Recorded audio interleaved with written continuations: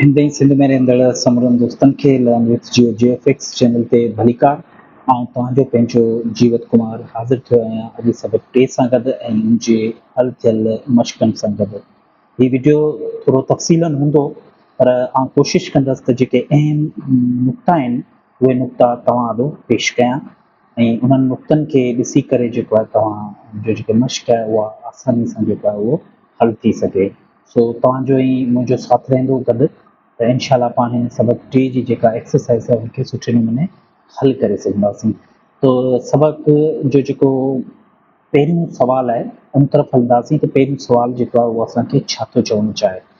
त सवाल नंबर पहिरियों आहे, हाणे हिन में जेको पहिरियों सुवालु आहे त पाकिस्तान जो वजूद कीअं आयो थियो, तफ़सील सां बयानु कयो। ठीकु आहे, त हाणे हिन में पाकिस्तान जो वजूद जेको आहे उहो अचणु ऐं तहरीकूं, मुख़्तलिफ़ सियासी समाजी सक़ाफ़ती शऊर अचणु, इन जे पोयां जेको आहे उहो हिकिड़ो वॾो जवाबु आहे। ठीकु, पर असीं कोशिशि कंदासीं ऐं मूं जेको नोट्सनि में लिखियो आहे उहो वॾो सुवालु आहे, जवाबु जेको आहे उहो लिखियो आहे, पर तव्हां पंहिंजे हिसाब सां जेके अहम शयूं आहिनि उन्हनि खे नोट करे पंहिंजे मर्ज़ी मुताबिक़ जवाबु ॾेई सघो था। पर इन्हनि अंसरनि जो लाज़मी आहे जेके अंसर हिते मूं कोशिशि कई आहे तव्हांजे साम्हूं पेश करण जी।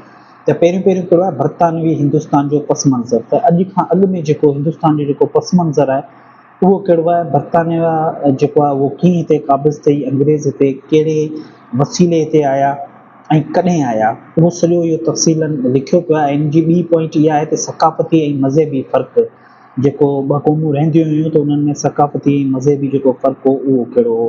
तंहिंखां पोइ मुस्लिम सियासी शऊर जी शुरूआति। हाणे सियासी शऊर जेको मुस्लमाननि में जेको बेदार थियो उहो कीअं थियो, उनमें सर सैद अहमद ख़ान जो किरदारु हो ऐं जेको आहे उन तइलीम जे लाइ जेको आहे उहो छा कयो मुस्लमाननि जी तइलीम जे लाइ, उहो बि हिन में पेश कयल आहे। ऐं उनखां पोइ ऑल इंडिया मुस्लिम लीग जो क़यामु। हाणे ऑल इंडिया मुस्लिम लीग जेका आहे उनजो जेको क़यामु थियो ऐं उनजो जेको क़यामु छो वजूद में आयो, त इहे सभु शयूं जेके आहिनि आज़ादी पाकिस्तान जो जेको वजूद आहे उन सां तालुक़ु रखनि थियूं। तंहिंखां पोइ आज़ादी जी तहरीक, उनखां पोइ लखनऊ पैक्ट ठहिणु ऐं ख़िलाफ़त तहरीक शुरू थियणु, नेहरू रिपोर्ट, ऐं पोइ पाकिस्तान जो जेको तसवर आहे, पाकिस्तान जो जेको तसवर आहे उहो कीअं थियो। हाणे अलामा इक़बाल जी जेका तक़रीर आहे 1930 वारी, ठीकु आहे, हाणे इहो जेको आहे अहम किरदारु अदा करे थी पाकिस्तान जो तसवर पेश करण में, तारीख़ी लिहाज़ सां जेको किताबनि में तारीख़ आहे उन हवाले सां।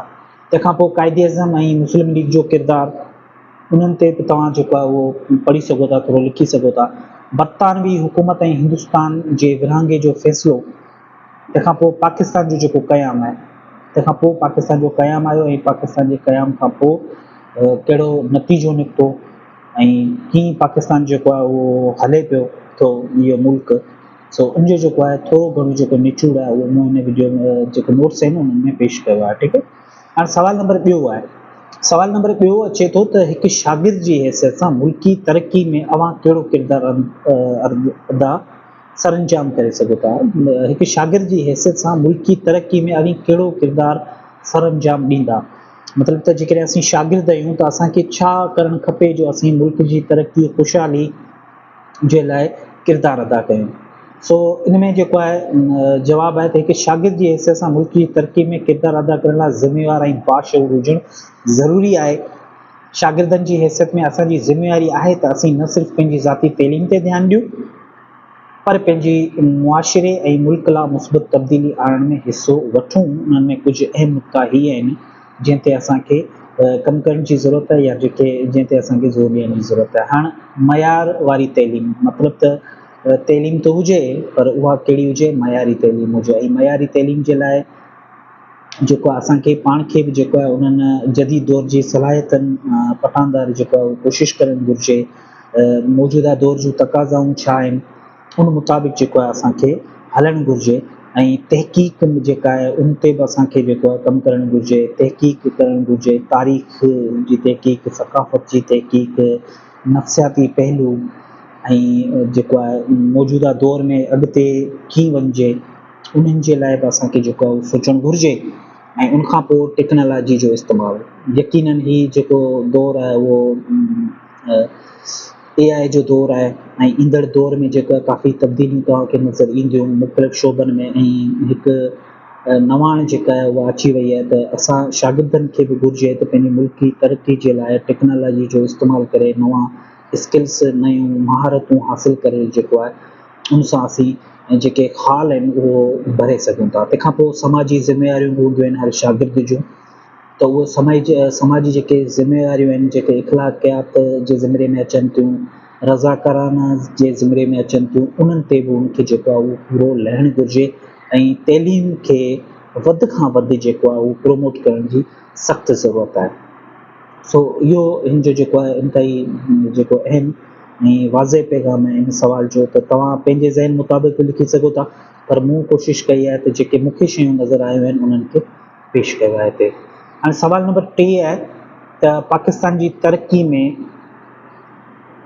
इल्मी इदारनि जो कहिड़ो किरदारु हुअणु घुरिजे, तनक़ीदी राय पेश कजो।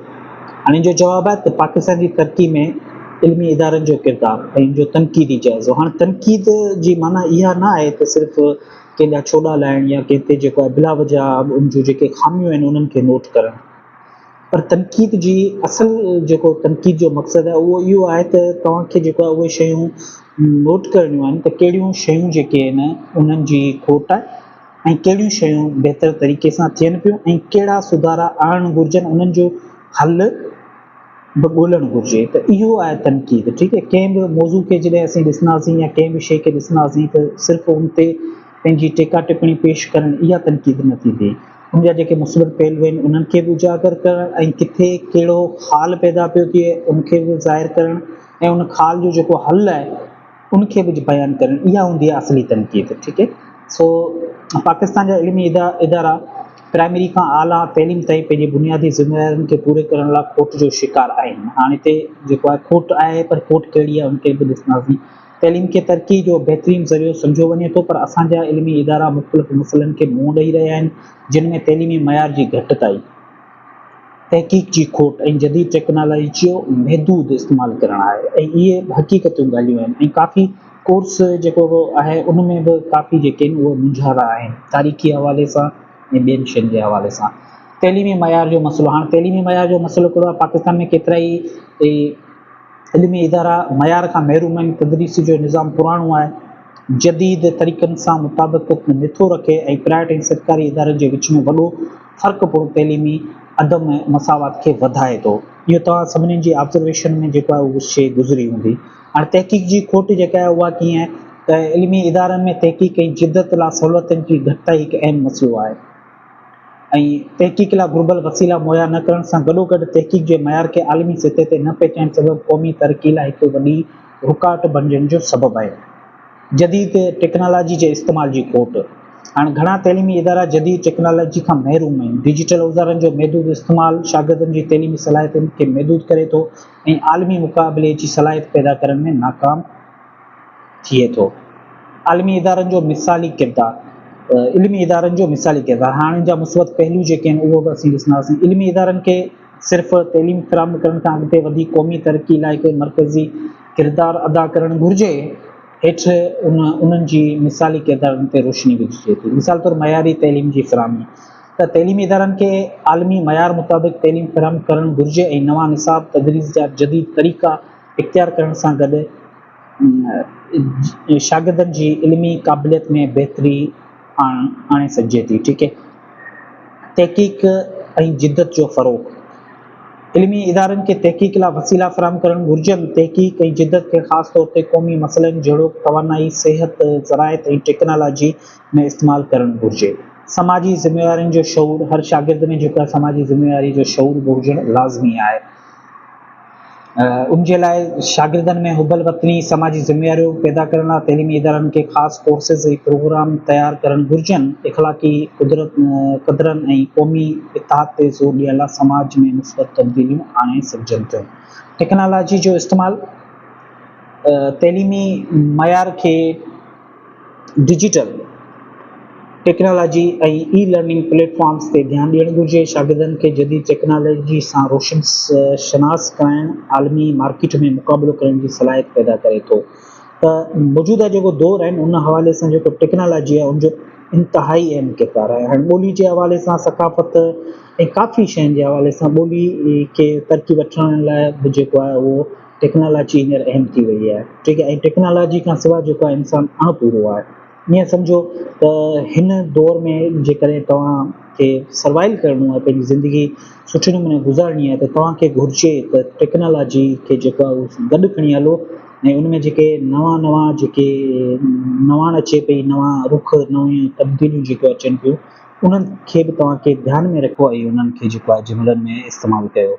त सभ खां पहिरियों जेको लफ़्ज़ आहे उहो आहे विरसो। विरसो माना का शइ विरासत में मिलियल हुजे या का ज़ाती मिल्कियत हुजे, अबनि ॾाॾनि जी जेका असांखे मिलियल हुजे, त उनखे असीं चवंदासीं विरसो, ठीकु आहे। हाणे इन जो जुमिलो ईअं ठहंदो, कॾहिं कॾहिं ज़िंदगी में तकलीफ़ूं ईअं ईंदियूं आहिनि ॼण के ॾुख विरसे में मिलियल हुजनि। काहिली माना सुस्ती। जॾहिं इंसानु काहिली जी गहरी निंड में हूंदो आहे त कामयाबी जी देवी कोहे दूर हली वेंदी आहे। इक़्तिदार माना ताक़त। जॾहिं कंहिं जाहिल जे हथ में इक़्तिदार जूं वाॻियूं ईंदियूं त नसलनि जा नसल तबाह थी वेंदा। तख़ील माना वीचार, ख़्याल। हाणे तख़ील जी आज़ादी सां इंसानु वॾा इनकलाब आणे सघे थो। जॾहिं तख़ील जी आज़ादी इंसान खे मिलंदी आहे न, तॾहिं हू पंहिंजे कलम जी नोक सां जेको आहे वॾा इनकलाब पैदा करे सघे थो। तंहिंखां पोइ आहे मसावत माना बराबरी। दुनिया में जेके बि सूफ़ी, ओलिया, वली, दरवेश गुज़रिया आहिनि, उन्हनि हमेशह ऊच नीच जी सरहदनि खे मेसारे मसावत जो दर्स ॾिनो आहे। इम्कान, शक या गुमान। मौजूदा पाकिस्तान जी सियासत में जेको भूचाल नज़र अचे पियो त उन मां इम्कान आहे त का ख़ासि तब्दीली अचे। सुधारो, बहितरी, वाधारो। असांखे महिनत करे पंहिंजी सिंध जी तइलीमी सरगर्मियुनि में सुधारो आणणु घुरिजे। नस्बुल ऐन मद्देनज़र दस्तूर। असांजे मुल्क में सियासी कुर्बानियूं नस्बुल ऐन मुक़ररु थी चुको आहे। असांजे मुल्क में सियासी कुर्बानियूं नस्बुल ऐन मुक़ररु थी चुकियूं आहिनि, ठीकु आहे। अफ़कार फ़िकर जो जमे आहे, ठीकु आहे। हाणे अहिड़ा क़िस्म जे अफ़कार सां मुआशरती मुस्बत तब्दीलियूं पैदा थी सघनि थियूं। जॾहिं फ़िकर जेको आहे न उहो आला क़िस्म जो हुजे त मुआशरे में ज़रूरु तब्दीली ईंदी। इख़्तिलाफ़ माना तज़ाद। असांखे नंढियुनि ॻाल्हियुनि ते पाण में इख़्तिलाफ़ न रखणु घुरिजनि। आलमगीर बैन अल-अक़वामी में आलमगीर फलाह जो नज़रियो समायल आहे। सो ही हुआ लफ़्ज़ ऐं उन्हनि जो जेको आहे माना ऐं उन्हनि खे जुमिलनि में कमु आणियोसीं। बाक़ी जेको पाकिस्तान जी सियासत में ईंदड़ मुस्बत मनफ़ी लाड़नि ते पंहिंजी राय ॾियो, त उहो मूंखे उमेदु आहे त तव्हां पंहिंजे ज़हन सां, पंहिंजी तख़लीक़ सां पाण ई करे सघो था। जेकॾहिं न त पोइ तव्हां कमेंट करे सघो था, त उन ते जेको आहे हिकिड़ो वीडियो ठाहे सघंदासीं इंशाअल्लाह। ईंदड़ वीडियो में वरी नए हिकिड़े अदीब जी प्रोफाइल सां गॾु हाज़िर थींदासीं। तेसीं ताईं पंहिंजो ख़्यालु रखिजो। अल्लाह हाफ़िज़।